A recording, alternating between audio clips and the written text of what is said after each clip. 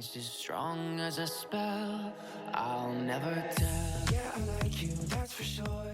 Hi guys, welcome back to Exmo Lex. Today I'm going to be sharing the story of somebody who left the Mormon Church, which is something that I do fairly often on my channel. Something that I find unique about this story is that this person, by the time they left, had served in leadership positions like being a bishop, and they left because of the Gospel Topics essays. For those of you who don't know, the Gospel Topics essays are essays published on the church's website that go over difficult or embarrassing topics for the church, like the church's racism or Joseph Smith's polygamy, things like that. While these essays tell the truth some of the time, a lot of it is very whitewashed. So instead of saying something really straightforward like Joseph Smith married a 14-year-old girl, they'll twist that to make it sound not as bad. They were wed when she was several months shy of her 15th birthday. I'm not sure how much better that really is, but you get the point. So I'm going to read this exit story to you and we'll talk about it. My story of leaving the church is complicated. Let's begin back in 1978. I was a nerd and this was between my sophomore and junior years in high school. I began seeing a beautiful young lady walking up and down my street and I was interested, of course.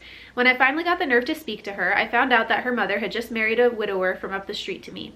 So she now lived like 3 houses away from me. She would be going to my high school. I was smitten with this young lady. As we got to know each other better, I learned that she was Mormon. She was born into the faith and very devout. She asked me to go to church with her, and I did, several times. So I learned a bit about her church when we were very young. We continued dating and things were going well. I think she liked me because I certainly liked her a lot. Anyways, fast forward to me graduating from high school. She was a year behind me, so she had her senior year to go. I chose to go to a local college for undergraduate education. We slowly began to drift apart, although I think the strong feelings of attraction were still there. It was 1981. I was a freshman in college, and she decided to go off to Salt Lake City, Mormon Mecca, to get her MRS degree. She longed to be a rock star. She was a drummer. Anyway, she didn't connect with any returned missionaries and instead returned to our home state and began networking with club musicians to get into bands and play music. I had since graduated from undergraduate college and began to work. Fast forward to 1993.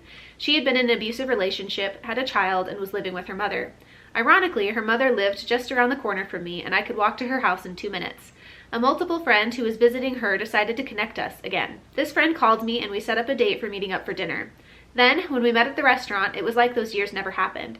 She was just as beautiful as 12 years before, and she had a baby. I was floored. Just coming out of a bad relationship myself, we began seeing each other again, and the years melted away. I was falling in love with this beautiful woman all over again. One night on her mother's back porch, after she put her baby to bed, we were talking, and she told me, "I will only get married again if I get married in the temple."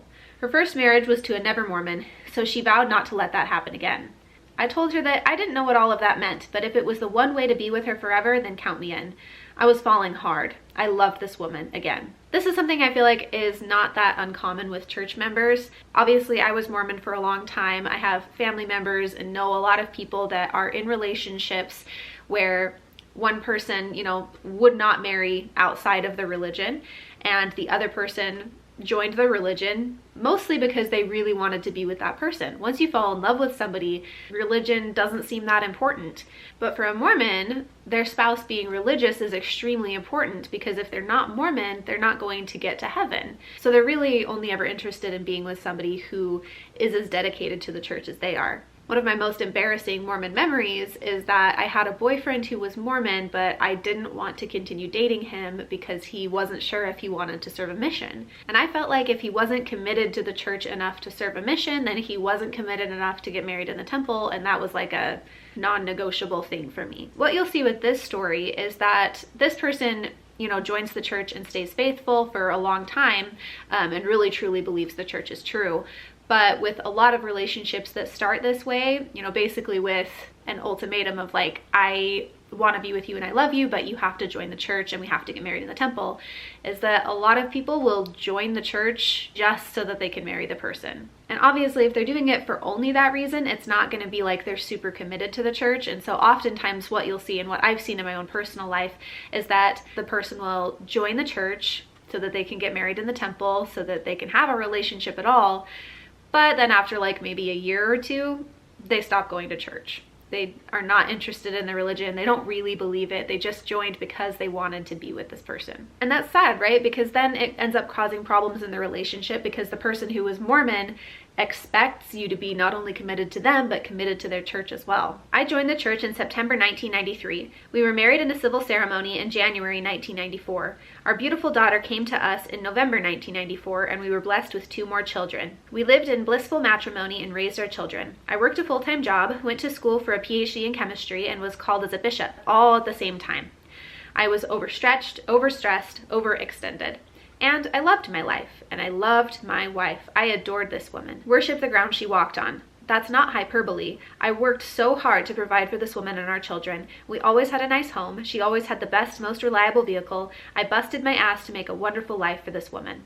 Fast forward to sometime around 2016. I had served as a bishop, a stake high counselor, etc. At the exact moment I'm referring to, I was serving as a Sunday school teacher in my ward. If I remember correctly, there was some kind of broadcast from Salt Lake City where M. Russell Ballard, Quorum of the 12 Apostles, was telling everyone associated with the church education system to read these documents called the essays, that we should know the information within them like the back of our hand and use the information within the essays to bolster our own faith and to defend the faith to the world and any detractors. I took him at his word. I was drinking the Kool-Aid at the time, so I decided to go home, find the essays, and read them to strengthen my faith. Boy, was I naive. The first essay I printed and read was Plural Marriage in Kirtland and Nauvoo. Didn't even know I had a shelf, but it broke that night. The essay admitted that Joseph Smith practiced polygamy, married other men's wives, and married at least one 14-year-old girl. Broke my heart. My jaw hit the floor. I called my wife into our bedroom. She could see that I was emotional and asked me what was going on. I handed her the 8-page document and said, "Read this." She said, "What is it?" I said, "You know that broadcast I just went to at the church building? Apostle M. Russell Ballard told us to read this series of essays, so I printed one off and this was it. This information is blowing me away." She said, "Where did you get this?" I said, "From the church website, LDS.org. The address is at the bottom of each page. It came off their website." So she read part of the first page and looked at me and said, "Obviously somebody has hacked the church's website." "No," I said, "the apostle instructed us to read these documents, that they would strengthen our testimonies, and we would use this information to defend the faith, to bolster the faith of the saints, etc." Then she tried the gaslighting approach. "Nobody taught you this since you've been in the church?"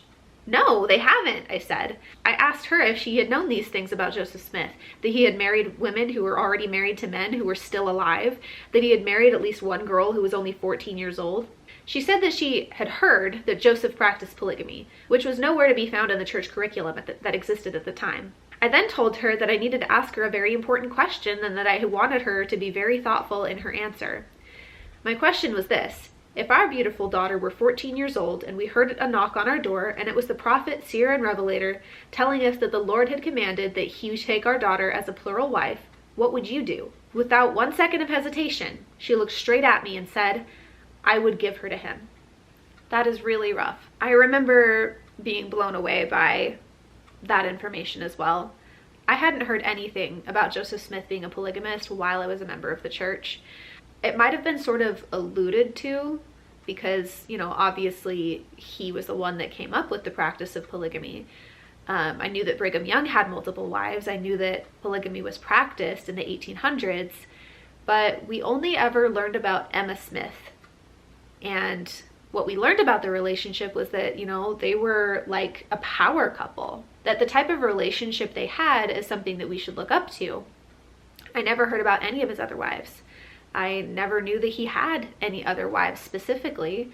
So I completely understand the shock when learning that information and seeing that, this came directly from the church.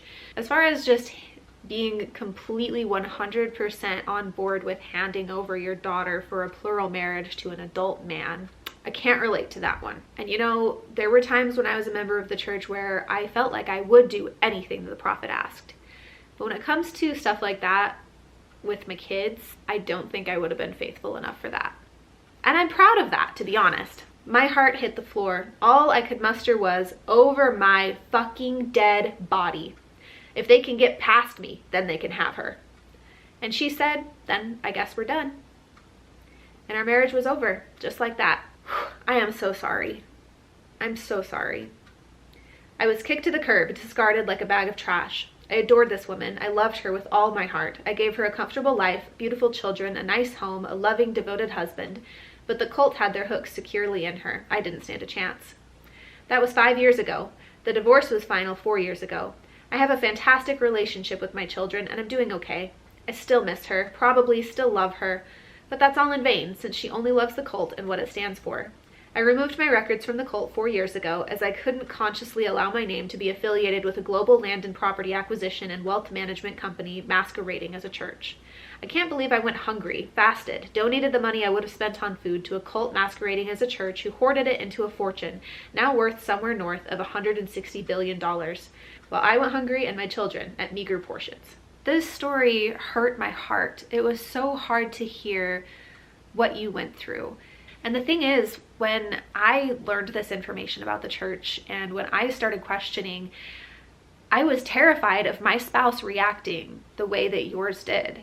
I was scared to tell him what I was reading because I worried that if I wasn't on the same page or if he didn't, react the same way I did, which was shock and anger and hurt, that he wouldn't want to be with me. I feel really, really lucky that that wasn't the case, but it happens quite often. I'm sorry that your wife was on such a different page than you were and that she wasn't ready or willing to listen to what you had found out, that she was willing to put her religion over her family, over staying with her husband, over the idea of giving her child to an adult man as a plural bride. I understand that this person wasn't raised in the church, but from 1993 to 2016 is still quite a long period.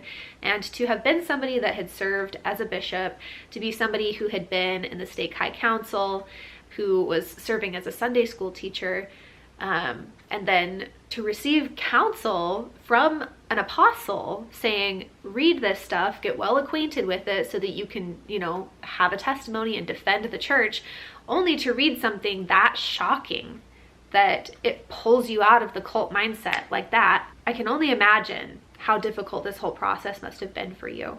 And I'm really grateful that you took the time to share your story with us, because I feel like for me, it hit home in a lot of ways. And it made me realize I got really lucky with my own spouse. And I feel like it's the type of story that's going to hit home for a lot of the viewers of this channel as well. So if you are here and you listened to this story, please leave words of encouragement for this person in the comments. Let them know how much it mattered to you to be able to hear this story, and share it far and wide so that more people can hear it as well. To the person who shared the story, again, I'm so sorry for what you went through. It's absolutely devastating, but I am very grateful that you decided to share your story on this platform. If you would like to share your own Mormon exit story, you can send me an email to exmolex@gmail.com. Sometimes it takes me a while to get around to these stories. This one actually was sent to me in like February, but I don't make these videos all the time, and I get a lot more stories than I have ability and time to share them. So even if I don't get to it right away, I might get to it a few months down the road. Just send an email to exmolex@gmail.com and make the subject line something like exiting religion or exiting Mormonism. You don't have to have exited Mormonism to send one in. I'm happy to share anybody else's. I would love to get stories from ex-Jehovah's Witnesses, ex-Catholics, etc. Thank you so much for taking the time to watch. Special thank you to my patrons for supporting the channel. I appreciate you guys so much. Extra special thank you to Craig Call, Doug Davis, Megan Haycock, Noble Monster Comics, and the Exmo Candle Co. for supporting at the Demon tier on my Patreon. Thank you guys so much. You literally keep the studio lights on and you help me continue to do what I'm doing. I really appreciate it. If you would like to support the channel, there are links to do so in the description below, as well as links to all my other social media if you want to see more content. Thank you so much for watching. Remember to leave a comment of support to the person who shared their story. Remember to subscribe if you haven't already, and I will see you guys in the next one. Bye. It's as strong as a spell. I'll never tell. Yeah, I like you, that's for sure. Never have to close the door. Been a long time, a year before.